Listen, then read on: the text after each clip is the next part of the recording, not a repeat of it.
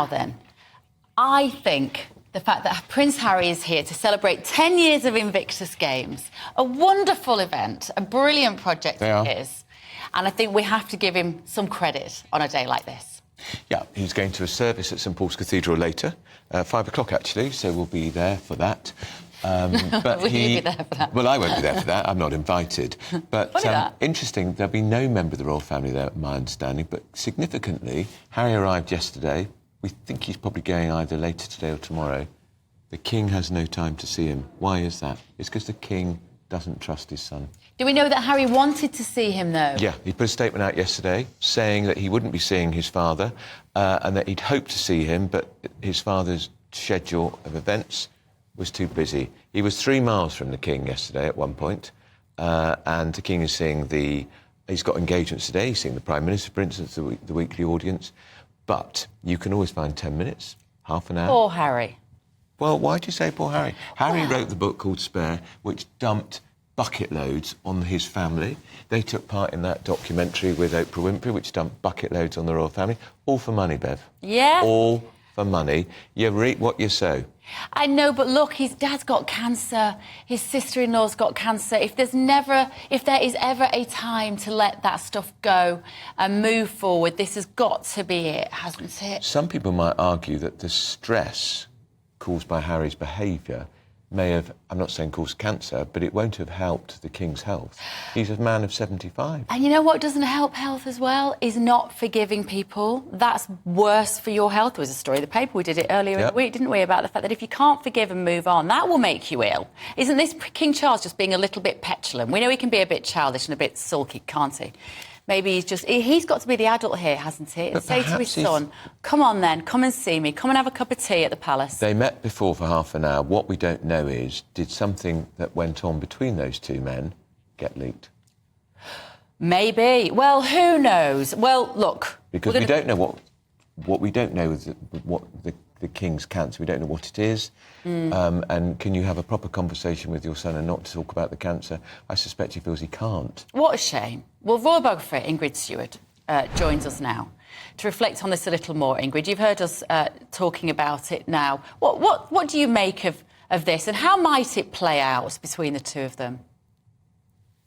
Well, I actually agree with both of you, annoyingly, but I do remember, and I have to go back because Andrew likes me to talk about what has happened before.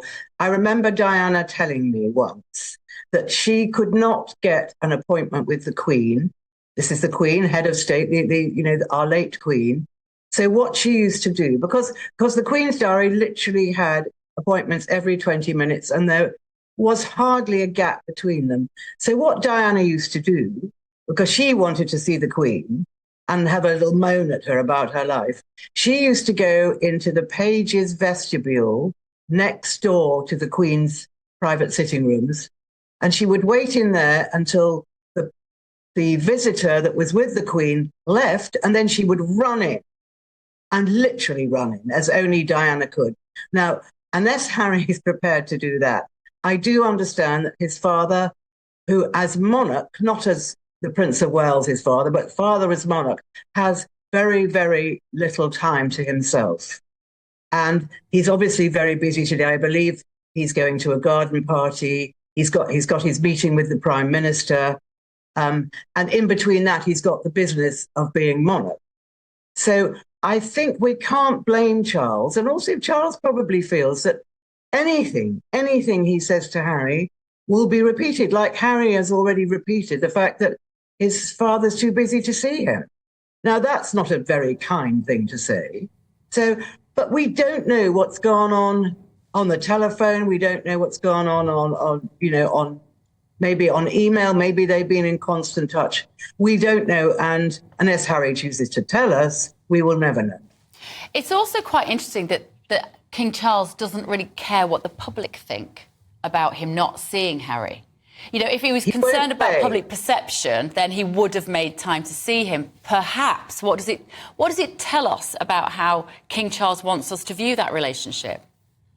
Well, King Charles won't play to the audience. He won't play to us, the media, and he won't play to the public. And in particular in this Harry situation, it's obviously very delicate. I don't believe for 1 minute that Charles has cut Harry out of his life or not forgiven him, because he's a very religious man, and religion is all about forgiveness. I think he has forgiven him. I think he's probably very wary of seeing him, but I don't think it's because he's cut Harry out of his life. Ingrid, we don't know because the King doesn't discuss these things, but there must be a big issue over trust. I think there's a huge issue over trust. As I said, Harry's already told us that his father's too busy to see him, which isn't a very nice thing to say, better left unsaid. He could have said, unfortunately, we've both got back-to-back appointments and it's not going to work this time, but I'll see him soon. I'll be going up to Scotland in the summer, spend some quality time with him. One of the other, all the royal children say they never really saw their mother at all, except up at Balmoral. And Harry put that, and it was quite interesting because Harry's office put that statement out yesterday, Ingrid, didn't it, saying just that, that Harry hoped to see his father, but his father's diary didn't allow it. Absolutely, but if Harry had said, got them to word it a little differently, he could have said he'd hoped to see his father, but unfortunately they were both too busy. Would have been a rather kinder sort of remark. Don't you agree with that? Do you see this can this ever be fixed?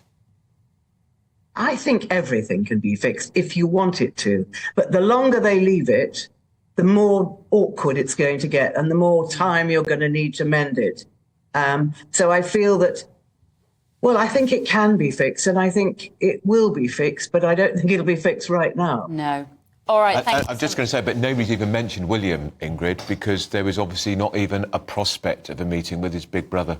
No, that's right. Absolutely. But the thing that does actually surprise me is that Harry hasn't seen Kate, because he was very, very close to Kate. I know he's insulted her, but she seems to me like a very level-headed, forgiving sort of lady. And maybe he has. Maybe he's staying down near Windsor. Maybe he's staying at Coworth Park, where he stayed before. And he could be seeing her completely without anyone knowing. That we won't know, because Kate will make him say, please, please, please, don't say to anyone. OK. All right, thank you, Ingrid. It's a lot of don't knows and a lot of guessing.